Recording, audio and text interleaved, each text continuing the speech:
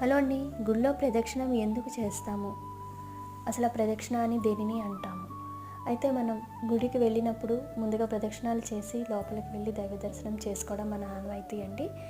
అసలు ఆ ప్రదక్షిణ అని దేనిని అంటారు అంటే, అంతరాలయం చుట్టూ చేస్తే దాన్ని పరిక్రమం అంటారండి. బయట ప్రాకారం చుట్టూ చేస్తే దాన్ని ప్రదక్షిణ అని అంటారు.